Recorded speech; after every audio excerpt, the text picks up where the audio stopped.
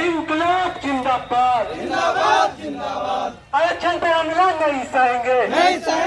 Medical कॉलेजों में दाखिले के लिए नीट के केंद्रीय कोटे में राज्य की सीटों में 27% ओबीसी आरक्षण लागू करने, ओबीसी को आबादी के अनुपात में आरक्षण देने और निजी क्षेत्र, न्यायपालिका, मीडिया सहित सभी क्षेत्रों में आरक्षण लागू करने और 2021 की जनगणना के साथ जातिवार जनगणना कराने की मांगों को लेकर 26 जुलाई को राष्ट्रीय सामाजिक न्याय दिवस के मौके पर प्रतिरोध मार्च और प्रदर्शन किया गया। प्रतिरोध मार्च तिलका मांझी भागलपुर विश्वविद्यालय के हॉस्पिटल के नजदीक से शुरू हुआ। विश्वविद्यालय प्रशासनिक भवन मुख्य द्वार पर 3 बजे प्रदर्शन के साथ डॉक्टर अंबेडकर की प्रतिमा के समक्ष यानी भागलपुर स्टेशन चौक पर पहुंच गया। इसी बुरी खबर पर देखिए यूथ वॉइस की यह स्पेशल रिपोर्ट। चौक पर और हमारे पीछे आप देख सकते हैं कि सैकड़ों की तादाद में लोग आज आंदोलन करने के लिए आए हैं। इनके आंदोलन करने की जो वजह है वो वजह साफ है। वो वजह है कि नीट में जो ओबीसी आरक्षण को कम किया गया है वो ओबीसी आरक्षण को फिर से लागू करने की मांग कर रहे हैं। वो जातिगत जनगणना करने की बात कर रहे हैं। आइए कुछ लोगों से बात करते हैं और जानते हैं कि वो लोग क्या कहते हैं। साहू महाराज जी ने 119 वर्ष पहले 1902 में सबसे पहले अपने स्टेट में आरक्षण लागू किया था 50%। उसका मानना ये था कि भाई इस देश की जो बड़ी आबादी है उस आबादी में अगर आप देखें जो मैंने SC हैं, ST हैं, OBC हैं, उसके साथ सदियों से नाइंसाफ़ी करते आया है।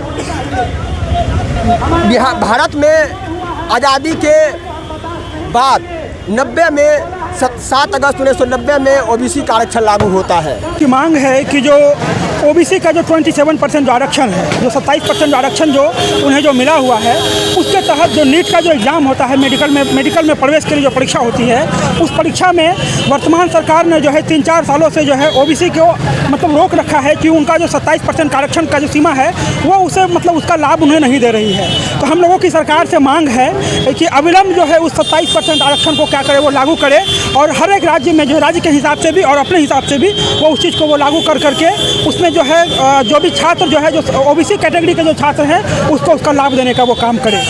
मोदी सरकार ने सबसे बड़ी बात जो की है आरक्षण को ख़त्म करने के लिए, वह कि सरकारी जितने महकमे हैं उसको निजीकरण के क्षेत्र में दे रहा है और निजी क्षेत्रों में आरक्षण नहीं है। ये आरक्षण को ख़त्म करने के दिशा का एक कदम है। कहता है राष्ट्र का विकास इससे होगा। एक्चुअली क्या है कि जब लोग हमारे बहुसंख्यक आबादी जब अशिक्षित रहेंगे, बेरोजगार रहेंगे, तो देश का विकास कैसे हो सकता है। इसलिए हम लोग मोदी सरकार, भाजपा सरकार को चेताने के लिए आए हैं कि हम लोग चुपचाप बैठने वाले नहीं हैं। हर चीज़ की भरपाई हो सकती है साथियों, लेकिन एजुकेशन का भरपाई नहीं हो सकता है, जो कि अभी 2 साल से कोरोना के नाम पे जो हमारा बच्चे का एजुकेशन को पीछे ढकेला गया। कोरोना सही है, मैं बोल रहा हूँ, मैं सोशल डिस्टेंसिंग का पालन करते हुए, कोरोना का जितना भी आयाम है उसका पालन करते हुए कम से कम एजुकेशन सिस्टम को जो बच्चे का है उस पर ध्यान देने की सरकार की आवश्यकता थी, जिस पे कि कोई वो ध्यान नहीं दे रही है। केवल अपने ही मन की बात हमेशा वो करते रहते हैं। देश की काम की बात वो आज तक तो कभी किया ही नहीं है। बेरोजगारी इतने चरम सीमा पे है।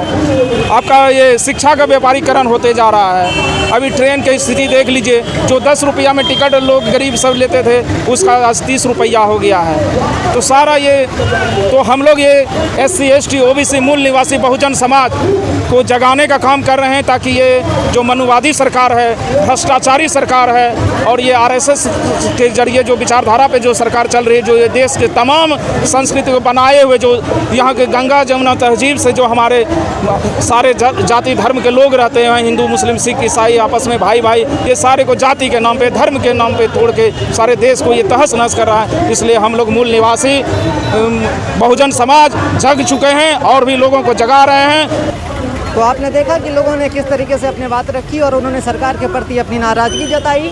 तो आप देख रहे थे यूथ वॉइस और मैं था आपके साथ हसन। धन्यवाद।